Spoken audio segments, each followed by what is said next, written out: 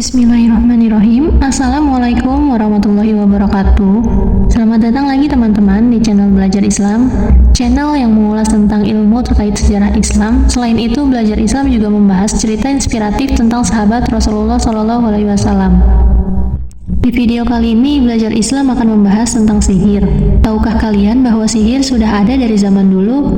Bahkan Rasulullah SAW juga dikabarkan pernah terkena sihir. Maka dari itu, saya akan mengupas tentang sihir dari perspektif Islam.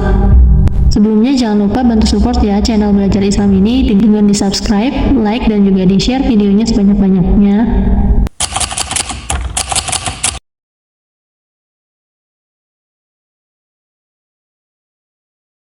Banyak pakar yang menjabarkan arti sihir.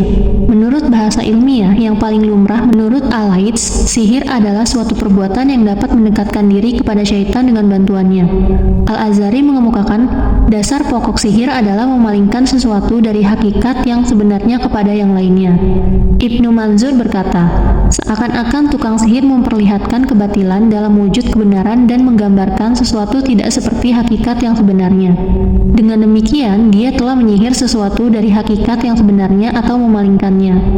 Syamir meriwayatkan dari Ibnu Aisyah, dia mengatakan, orang Arab menyebut sihir itu dengan kata asir karena ia menghilangkan kesehatan menjadi sakit. Ibnu Faris mengemukakan, sihir berarti menampakkan kebatilan dalam wujud kebenaran. Di dalam kitab Al-Mu'jamul Wasit disebutkan, sihir adalah sesuatu yang dilakukan dengan secara lembut dan sangat terselubung. Sedangkan di dalam kitab Muhitul Muhit disebutkan sihir adalah tindakan memperlihatkan sesuatu dengan penampilan yang bagus sehingga bisa menipu manusia. Dalam istilah syariatnya, sihir juga memiliki makna yang dijabarkan oleh beberapa tokoh, yaitu Fakhruddin Ar-Razi mengemukakan, menurut istilah syariat, sihir hanya khusus berkenan dengan segala sesuatu yang sebabnya tidak terlihat dan digambarkan tidak seperti hakikat yang sebenarnya, serta berlangsung melalui tipu daya. Sihir adalah ikatan-ikatan, jampi-jampi, perkataan yang dilontarkan secara lisan maupun tulisan, atau melakukan sesuatu yang mempengaruhi badan, hati, ataupun akal orang yang terkena sihir tanpa berinteraksi langsung dengannya. Sihir ini mempunyai hakikat, diantaranya ada yang bisa mematikan, membuat sakit, membuat seorang suami tidak dapat mencampuri istrinya atau memisahkan pasangan suami istri, atau membuat salah satu pihak membenci lainnya, atau membuat kedua belah pihak saling mencintainya. Dan dari Ibnu Qayyim mengungkapkan, sihir adalah gabungan dari berbagai pengaruh ruh-ruh jahat, serta interaksi berbagai kekuatan alam dengannya. Jadi, kesimpulannya sihir adalah kesepakatan antara tukang sihir dan syaitan dengan ketentuan bahwa tukang sihir akan melakukan berbagai keharaman atau kesyirikan dengan imbalan pemberian pertolongan syaitan kepadanya dan ketaatan untuk melakukan apa saja yang dimintanya.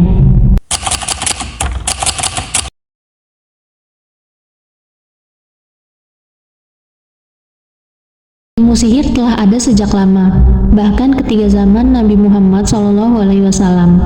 Ilmu ini tidak kasat mata dan banyak disalahgunakan untuk mencelakai orang lain.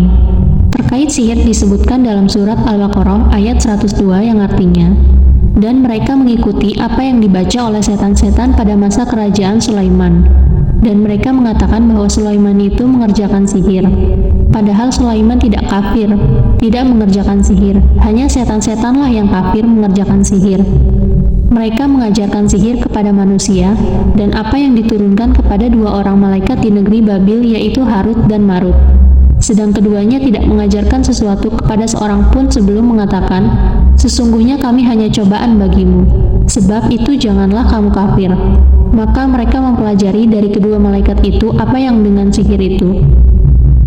Mereka dapat menceraikan antara seorang suami dengan istrinya, dan mereka itu ahli sihir, tidak memberi mudarat dengan sihirnya kepada seorang pun kecuali dengan izin Allah.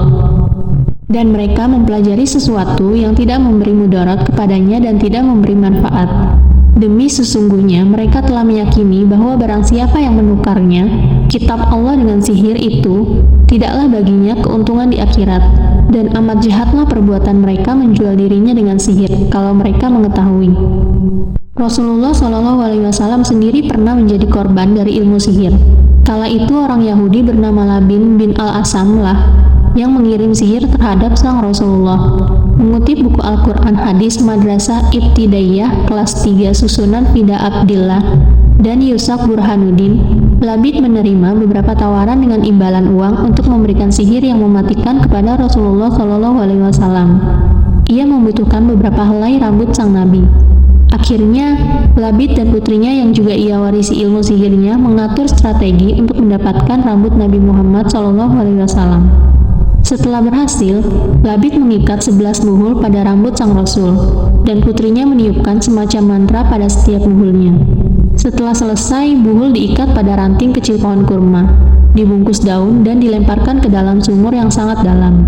Sihir tersebut hanya dapat dihancurkan dengan cara membuka ikatan buhulnya. Rasulullah SAW menyadari ada yang tidak beres dengan dirinya.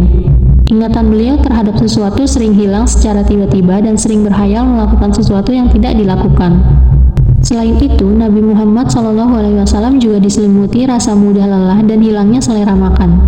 Akhirnya ia berdoa kepada Allah SWT agar disembuhkan dari apa yang dideritanya. Ketika tidur, Rasulullah SAW bermimpi melihat dua orang. Orang pertama sedang duduk di kepala beliau, dan satu orang lainnya berada di kaki beliau. Lalu, satu di antara mereka memberitahu kepada yang lain penyebab dari penyakit Nabi Muhammad SAW dan nama dari sumur. Malaikat Jibril datang dan membenarkan mimpi Nabi Muhammad SAW serta menyampaikan dua surah, yaitu Al-Falaq dan An-Nas. Sang Rasul meminta Ali bin Abi Thalib radhiyallahu anhu untuk ke sumur tersebut sambil membaca dua surah itu. Setiap satu ayat dibaca, satu buhul terlepas dengan sendirinya hingga semua buhul terlepas dan sihir hancur. Setelah itu, Rasulullah SAW kembali pulih seperti sedia kala.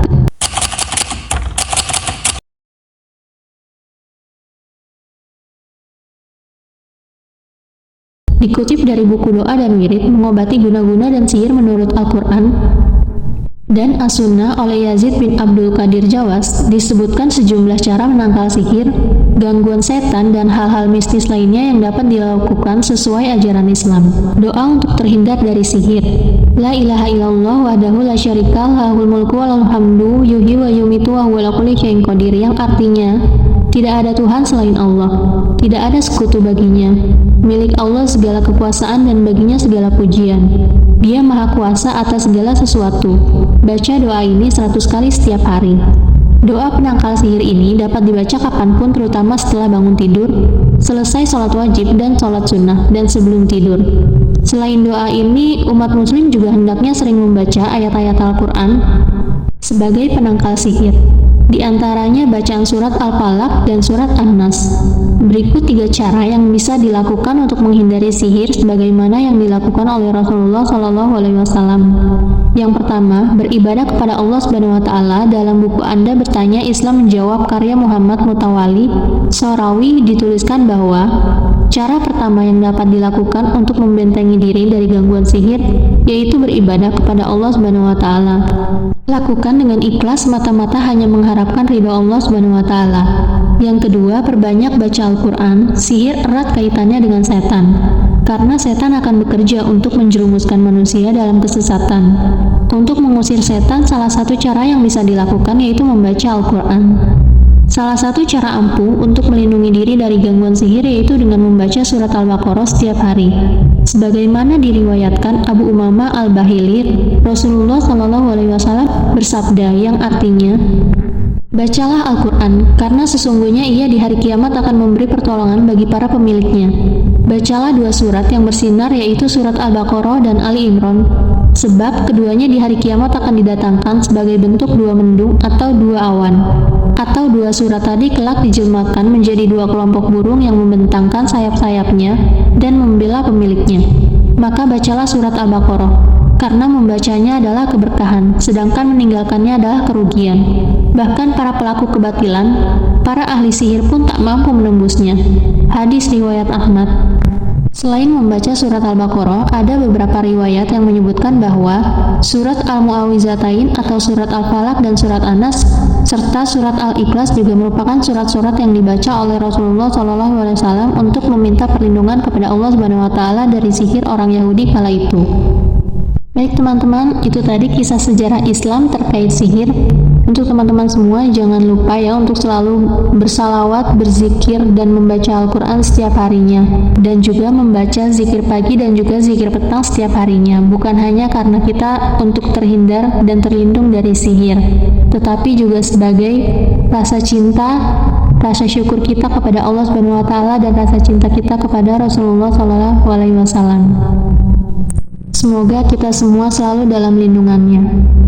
Oke teman-teman, cukup sekian untuk video kali ini. Kurang lebihnya saya mohon maaf jika ada salah kata dalam penyampaian. Semoga bermanfaat.